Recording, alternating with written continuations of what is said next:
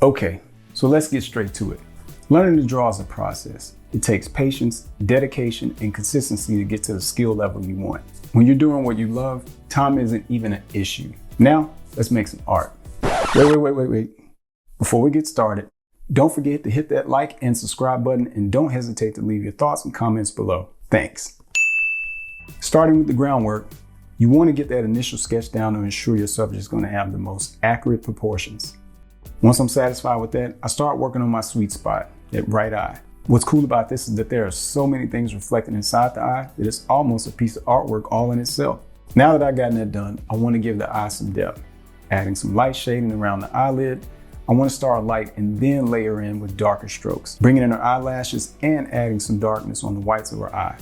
All right, now I want to bring in more of the area under her eye, still keeping things soft and light. As I'm drawing, when I get to a point where I can see some progress, it really helps and let me know that I'm on the right track. You have to encourage yourself sometimes when you're creating. Being an artist is a very personal and emotional experience. As Arick once said, "Now keep in mind that I'm an artist and I'm sensitive about my shit." It's important that you feel good about your work and the progress you've made. And if you don't feel good about it at that time, take a break, walk away, and clear your mind so you can regroup and then come back with a better mindset.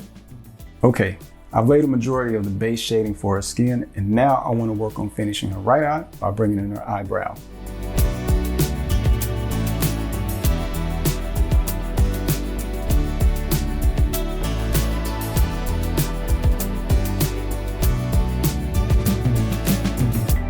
Let's bring in her left eye now. I look at this entire process like adding textures.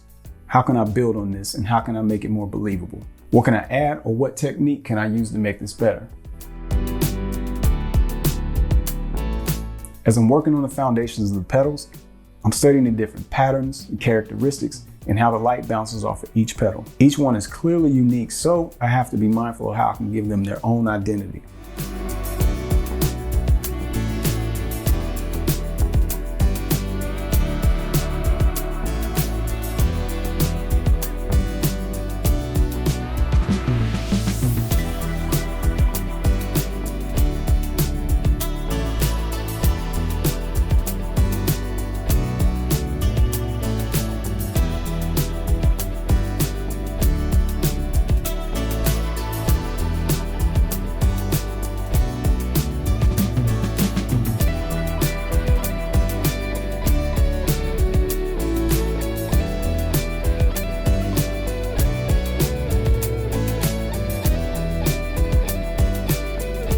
The reference photo looked like it was shot with a very low f-stop lens. If I had to call it, I would say an f-stop of 1.4. The depth of field from our eyes to her ears is just amazing. I love photos like that. I want to do my best to recreate that, so I'm trying to keep her ear and that section of her face as soft as possible.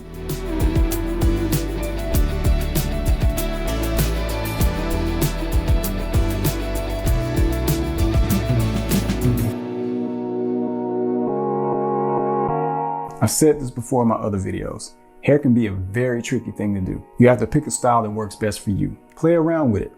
There's so many ways you can experiment with it. You have smudging, just doing the outline of it, similar to anime, or even something more simple, a solid color with a hard shadow. Right now, I just want to lay my base down and distinguish the flow and direction of her hair.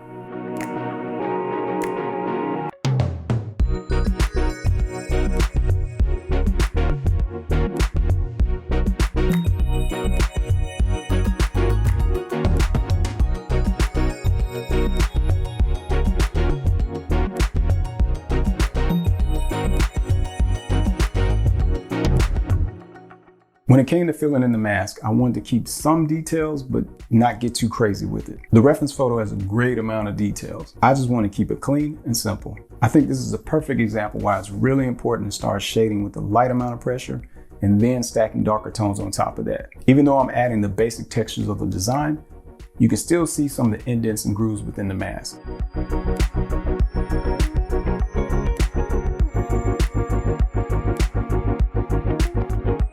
Oh boy, talk about details.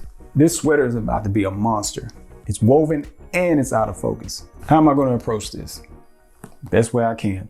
My goal here is to inspire you artists and share some of my thoughts to help you get through those challenging obstacles to come up with some of the best creative solutions to push through those difficult moments and become better artists and illustrators. So, how are we going to do this? One line at a time. This is where layering really kicks in. This is when having that patience puts you to the test. But I know it's going to be worth it.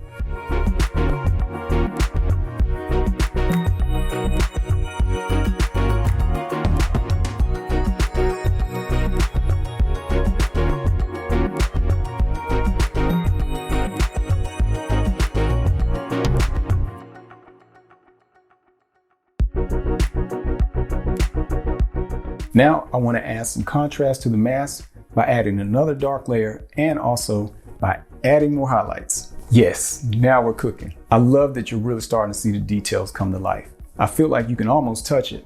I think it's looking good. In your mind, we're looking at a photo, or even when you're drawing from memory, you have to break your subject into more simpler forms.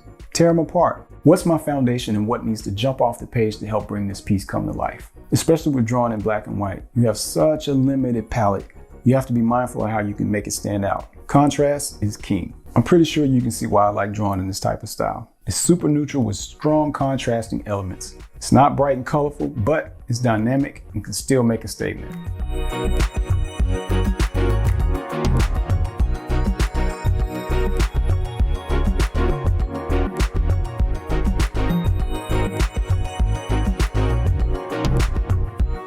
I still have some work to do around our eyes, so let's bring in our lashes and darken up some of the other areas around our eyes. Man, it's just those small little details that really takes your work to the next level. Never be afraid to take that extra step and put in that extra effort. It really does make a difference.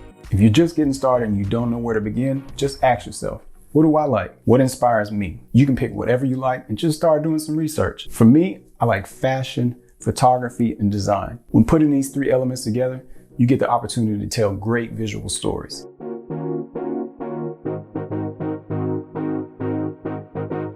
Here's where I want to finish the drawing strong. Time to add the final details to the petals. Having it count and match all these dots, I'm ready for it.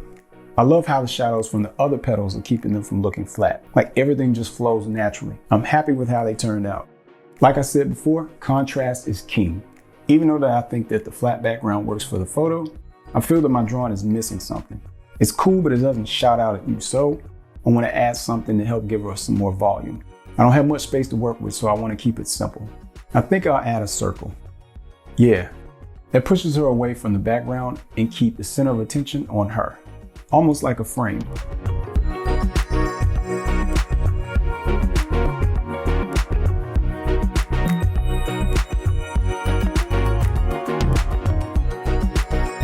Last but not least, I want to add something abstract, but yet still represents something peaceful. I've been working on the abstract animal series lately, so why not add a butterfly? It gives a nice silhouette and it closely resembles the shapes of the petals too.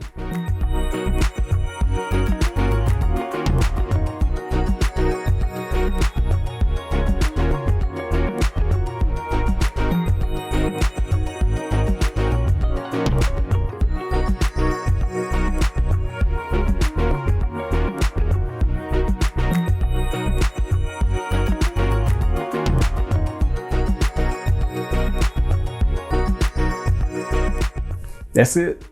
I'm extremely satisfied with the way she's turned out. I think this piece also shows a great deal of growth in my work so far. The details in her eyes, and especially the details in the petals, you can really appreciate the effort put into them. With that being said, I hope you learned something, and I would love to hear your thoughts and comments below. I'm open for commissions, so if you'd like to see the process of how your portrait was created by me, visit my website at arickeleon.com to contact me and schedule a commission. If you enjoyed the video, please give it a thumbs up, and if you'd like to see more future videos of my drawing process, hit that subscribe button. Thanks, and I'll see you in the next video.